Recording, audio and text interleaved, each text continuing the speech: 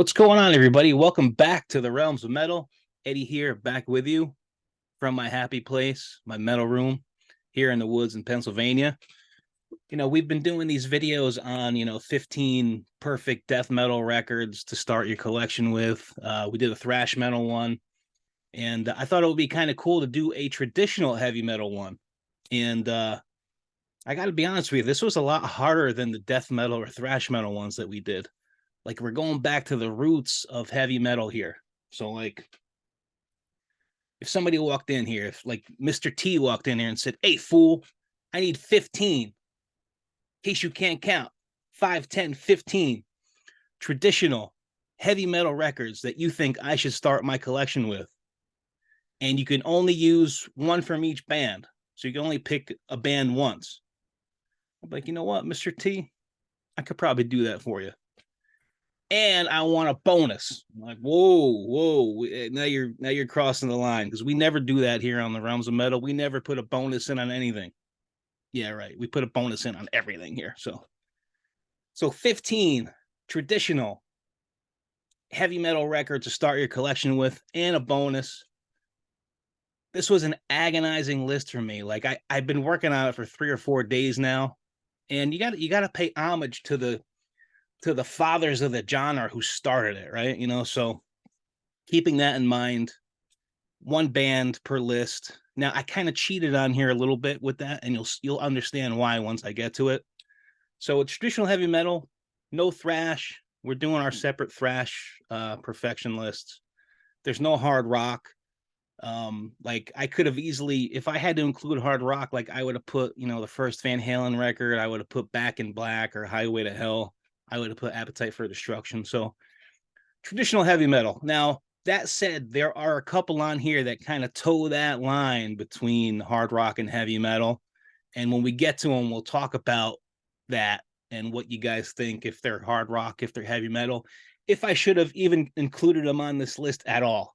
I just think that they are such important records that they had to be on here, So that said, let's get at it. And, to start with, you got to start with the band that started it all, right? Black Sabbath from Birmingham, England. Now, I chose Paranoid. This is their second full length. I chose this over the first Black Sabbath self-titled record because I think it's better. Like, if somebody walked in and they're not familiar with the genre, I think this will play better. It's got better songs on it overall than the first Sabbath, although the first Sabbath is amazing too. So that'll probably be included on another one of these videos. But to start with, I'm starting with Paranoid. 1970, actually September of 1970, this came out. Incidentally, the first Black Sabbath was also released in 1970 in February. So 2 releases the same year. February for the first Black Sabbath, September for the second one, Paranoid. Vertigo Records, second full length. Track list, you probably all know it. It's fucking amazing. War Pigs, Paranoid, Planet Caravan, Iron Man, Electric Funeral, Hand of Doom, Rat Salad, Fairies Wear Boots. This is the one I'm giving somebody to start with. Legend, Black Sabbath. So let's go to 1982. You got to go with the other one. You got to go with Judas Priest. Arguably the two that started the heavy metal genre. I lean more towards Black Sabbath. But a lot of people say that, Priest were just as responsible for the birth of heavy metal as they were. If you think that, it's all good. It's all subjective. I'm going with Sabbath, but Judas Priest, Screaming for Vengeance, 1982. This was their 9th full length on CBS. Also from Birmingham, England. Now, I could have easily put, British Steel on here, or Stained Class, or Sad Wings of Destiny. I went to Screaming for Vengeance only because if somebody was not familiar with the genre, I think this is probably a better place to start. I just think that the songs are a little bit more accessible. I like this record better personally, so I'm going with Screaming for Vengeance. Got the intro, Hellion, Electric Eye, Riding on the Wind, Bloodstone, Take These Chains Off. Pain and Pleasure, Screaming for Vengeance, You Got Another Thing Coming, Fever, I Believe You're the Devil. Like Judas Priest, Scream for Vengeance. You know, if you, I'm sure most of you probably would have included British Steel. And I totally get that. And I would put that in another video as well. But to start with, I'm going with this one. Third up, we've got 1983 Dio's Holy Diver, an absolute classic of traditional heavy metal. This was Dio's first release, Dio from New York City on Mercury. Goddamn amazing record. I mean, Stand Up and Shout, Holy Diver, Gypsy, Caught in the Middle, Don't Talk to Strangers, Straight Through the Heart, Invisible, Rainbow in the Dark. Jeez, come on. So this is definitely one I would throw somebody who's just getting into metal. The songs on here are so good. It's a legendary record. Dio, Holy Diver.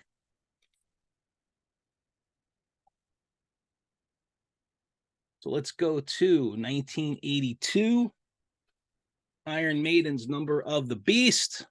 Third full length on EMI. Iron Maiden from London, England. You know, what more can be said about this? We talked about it on one of the other videos I just did. Now, I could have easily put another Maiden record on here. Any of the stuff from the 80s, really. I went with this one only because I feel like it's the best. But, you know, it's all subjective. So I'm going with Number of the Beast. You let me know what you would go with for a Maiden album for somebody to first start out listening to. Let's go to 1983, Merciful Fate's Melissa. This was their first full length on Roadrunner. Merciful Fate from Copenhagen, Denmark. They had such an influence on black metal in the beginning, along with like Venom, you know, and then Battery, you know. But legendary record. Yeah, Evil, Curse of the Pharaohs to open this thing. I mean, how much better does it get? 2 tracks than that to open a record. Into the Coven, At the Sound of the Demon Bell, Black Funeral, Satan's Fall, Melissa. Every track is good. Merciful Fate's Melissa. You know, if somebody was just coming in here and saying, hey, man, give me some records that I should check out, I'm just getting familiar with the genre, this is definitely one of them. Let's go to 1979, Motorhead's Overkill.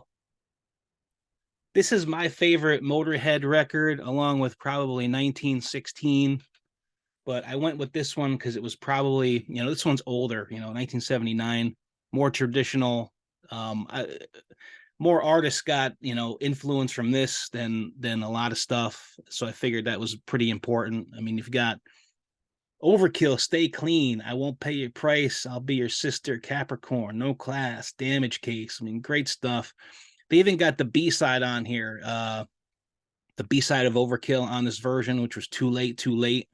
Now you like put on a track like Too Late, Too Late, and you listen to it and you're like, oh man, that came out in 1979. Like that's the beginnings of thrash metal right there. Like if you put on Too Late, Too Late, then you put on like a track like Seek and Destroy, like very similar. Like you listen to Too Late, Too Late, and then Seek and Destroy, and you see where the thrash bands got their influence from, you know.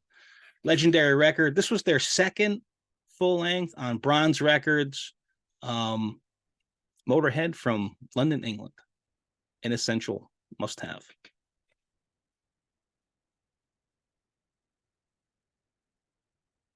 Let's go to 1980. Ozzy Osbourne's Blizzard of Oz. One that I think everybody should have in their collection. One I would definitely recommend to somebody just getting into heavy metal. Amazing stuff. I Don't Know, Crazy Train, Goodbye to Romance, D, Suicide Solution, Mr. Crowley, No Bone Movies, Revelation, Mother Earth, Steal Away the Night. Every track is good. Amazing, amazing solo record from Ozzy, man. Probably my favorite Ozzy record for sure.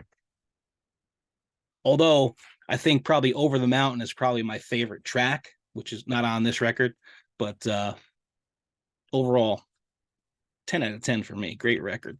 Blizzard of Oz.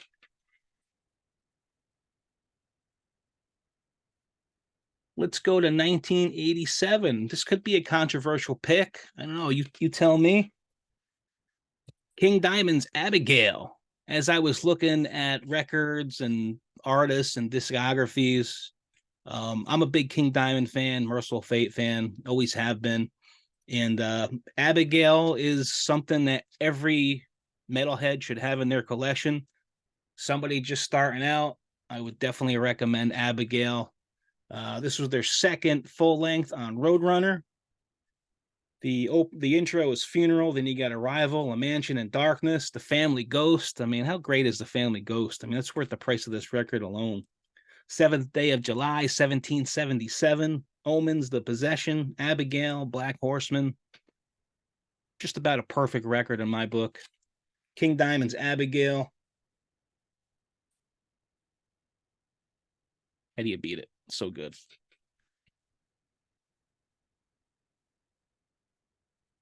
All right, let's go to 1976. Here's one that could toe the line between hard rock and heavy metal.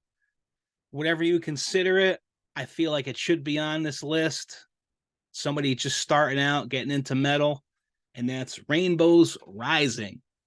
This came out on Oyster Records. It was their second full length. You know, Ryan James Dio's obviously on this. Tarot Woman, Stargazer, Starstruck, Run with the Wolf, Do You Close Your Eyes, A Light in the Black. I mean, I think that everybody should own this record. Everybody should own those three Rainbow records with Dio on them, regardless. But I think this one is probably my favorite and super influential. Is it hard rock? Is it heavy metal? It kind of toes the line for me. I'd say more on the metal side, you know, but let me know what you think about Rainbows Rising. Definitely a record I would give to somebody just starting out listening to getting into metal for the first time. It's, you know, great place to start. One of the great places to start. So here's where I kind of cheat a little bit, although I have an excuse. Let's go to 1980. Black Sabbath, Heaven and Hell. Now, I know the rule was you can't repeat the same band, but this was kind of like a different era for Black Sabbath because Dio was on it, you know. So Ozzy was gone, enter Ronnie James Dio, and it's a must-have record. It was my excuse to get Black Sabbath on here twice, basically. 1980, Warner Brothers, Sabbath's ninth full length. Neon Nights, Children of the Sea, Lady Evil, Heaven and Hell, Wishing Well, Die Young, Walk Away, Lonely is the Word. I mean, you got to have it. And that's my loophole, you know, different era of the band, you know, whatever. So Black Sabbath's Heaven and Hell, 1980. I would definitely give this to somebody just starting out. So here's another one that kind of toes that line between hard rock and heavy metal. I feel it's that important of a record that it should be on here. My feelings are more toward hard rock than heavy metal on this one. But if you consider this a metal record, let me know what you think. And that's Def Leppard's Pyromania. And I have talked about this record countless times when we do our videos. We both think very highly of this record. It's a record that we had when we were little kids, way before we were metalheads, you know? And it sounds so goddamn amazing for the time it came out. I mean, the songs are just really, really good.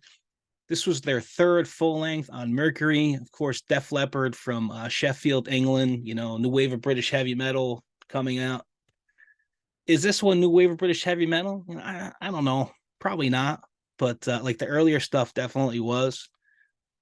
Rock Till You Drop, Photograph, Stage Fright, Too Late for Love, Die Hard the Hunter, Foolin', Rock of Ages, Action Not Words, Coming Under Fire, Billy's Got a Gun.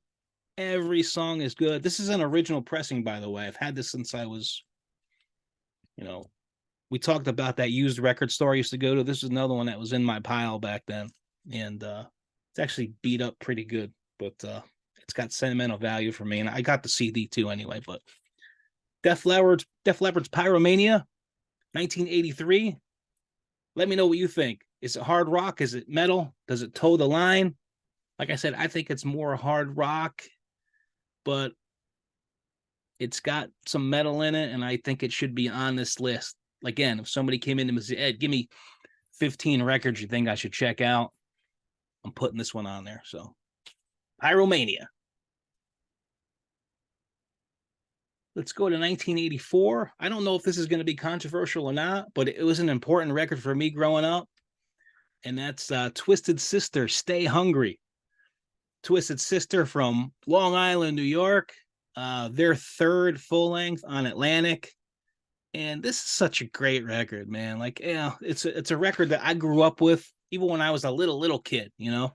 And I had it. We had me and my friends all had it on cassette. We used to bring like our boom boxes to hang out, like in the neighborhood. You know, we had this and Quiet Riot, and the Beastie Boys, and Pyromania was another one that we had, and Run DMC's Raising Hell, and just an amazing record. Like, it's one that I would definitely recommend to somebody just getting into metal. Stay Hungry, We're Not Going to Take It, Burn in Hell, Horatoria, Captain Howdy, Street Justice, I Want to Rock, The Price, Don't Let Me Down, The Beast, SMF. It's one that you need in your collection, and one I would definitely recommend to everybody to check out, somebody who's just getting into metal. Let's go to 1982. Venom's Black Metal. Now, I know what you're probably thinking. What the hell's Venom doing on this list? Like, they were, when Venom came up, they were new wave of British heavy metal. The first few Venom records were exactly that. And if you listen to them, they're, that's what they were. They were a little on the darker side for a new wave of British heavy metal. That's for damn sure. And you can see where the black metal influence came from. Obviously, the fucking record is called Black Metal, but just the way the song sounded, was like you can totally hear where the black metal as a genre came from when you listen to this, when you listen to Merciful Fate, when you listen to Battery. And I felt like this absolutely had to be on there because it influenced so many people, like even the thrash bands, when way back in the day when Exodus and Slayer went on tour with Venom, they were a huge influence on Exodus and Slayer. Gary Holt has come out and said it, many times, that they were so thrilled to be on tour with Venom. But great stuff. Lay down your soul to the gods, rock and roll. Could be one of the greatest lines in any metal song ever, right? Black Metal, To Hell and Back, Buried Alive is so killer. There was a band that I used to go see called Ben Circus that actually covered that, and they did a fucking great job with it, man. Raise the Dead, Teacher's Pet, Leave Me in Hell, Sacrifice, Heaven's on Fire, Countess Battery. How many death metal bands have covered Countess Battery? It's like so influential. Venom's Black Metal. They're from Newcastle upon Tyne, England. Second full length on Neat Records. Pick this shit up. Like, if you're not familiar with Venom, go back to the early Venom stuff and check it out. I mean, it's legendary and something I would definitely recommend somebody just getting into metal to check out. So here's a controversial one. Here's where I started, like, questioning my list and stuff. Should I put like some newer stuff on there? Should I keep it classic? I kind of stayed right in the middle, and I put this on here because it's such a good record. Like, I felt like I had to include it. And this is Queensryche's Operation Mindcrime, 1988 on EMI. Queensryche's third full length. They're from Bellevue, Washington. What a monster of a record. I feel like this record is so good, I had to include it, including the one that comes after this too, and you let me know what you think about that one. But I mean, you got Revolution Calling, Operation Mindcrime, Speak, Spreading the Disease, Sweet Sister Mary, The Needle Lies, Breaking the Silence, I Don't Believe in Love, Eyes of a Stranger. I mean, you got 5-star track after 5-star track. musicianship is off the charts, songwriting is off the charts, the whole concept of the record, adds to it, just like King Diamond does with his concept records. That's what Queensryche did with this one. And like, this is a legendary record for me, and one I would definitely give to somebody just starting out. Like, hey, I would, this might be on the top of the pile for me, for them to check out. So Queensryche's Operation Mindcrime, definitely one I would include. So that was number 14. Here's the 15th, and this could be a controversial one only because it's a newer record. I mean, it's still old. I mean, we're in 2023, so, but like, in the scope of traditional heavy metal records, why I would include this one and not something else, like an Accept record or a Saxon record or something like that. I don't know. I just like this one, and I couldn't not include it. And that's Armored Saints, Symbol of Salvation. Fourth full length on Metal Blade. Armored Saint from Los Angeles, California. Symbol of Salvation. It's so good. It's such a good, straight up metal record. Got good, hard hitting, punchy tracks. Guitars are in your face. John Bush's vocals. His vocals are always good, but he's like off the hook on this record. Like, Rain of Fire, Dropping Like Flies, Last Train Home, Tribal Dance, Truth Always Hurts, Another Day, the title track, Symbol of Salvation, Hanging Judge, Warzone, Burning Question, Tainted Past, Spineless. Like, literally, every song is good. This record's a 10 out of 10 for me.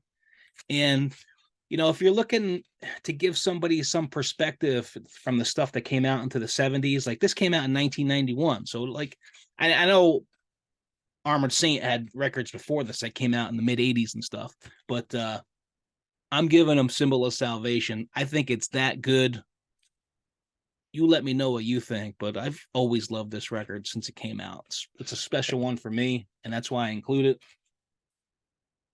And then here's my bonus. My bonus could be probably a controversial one too, considering, what I had to pick from. But this was another band I grew up listening to, another record I grew up listening to, and it holds a soft spot for me. And that's Grim Reaper, See You in Hell, 1983 on Ebony Records. Their first full-length, Grim Reaper from Worcester, England. And I've always been a fan of the first three Grim Reaper records. I love them to death. I love Steve Grimmett, his vocals. Like, nobody really sounded like Steve Grimmett. He had his own thing, and I know he sang for Onslaught for a little bit, and he had his other couple bands that he did. Lionheart, I think, was one of them, or whatever. But the first three Grim Reapers hold a special place in my heart, and I think that more people should know about them and appreciate these old records, and definitely one that I would give to somebody just getting into heavy metal. Like, this is definitely one of the ones that I would give him. See You in Hell, Dead on Arrival, Liar, Wrath of the Ripper, Now or Never, Run for Your Life, The Show Must Go On, All Hell Let Loose. Absolutely fucking killer. So there's my 15 and the bonus. Like I said, I didn't include any hard rock on here, except if you want to consider the Rainbow record, the Def Leppard hard rock. No thrash. As I was doing my list and I was agonizing over what to include, here's some records that I thought about including that I almost had on the list a few times and took them off. So I had Satan's Court in the Act, which I think is a special record that I had on here. I just didn't include it. Angel Witch's first record, the self-titled from 1980.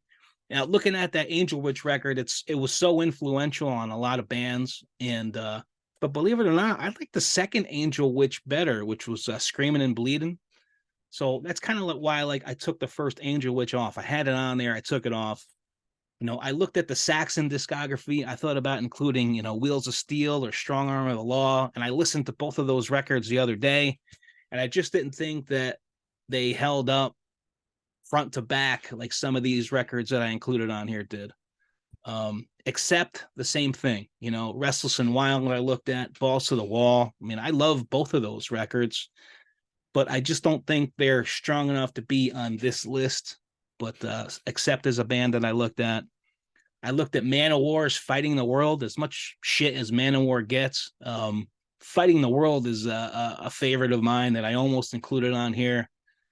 Going back with some friends, they said, you got to include Pantera on there. And I'm like, I guess, like Cowboys from Hell is good and Vulgar Display of Power is good.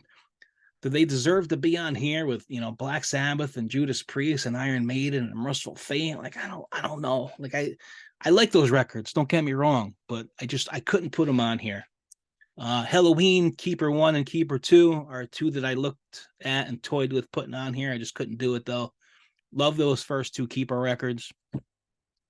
Danzig was a band that I looked at. The first Danzig 2, Lucifuge, Danzig 3, How the Gods Kill. Like, I like probably Danzig 3 the best, and that was one that I almost put on here, but opted not to include it.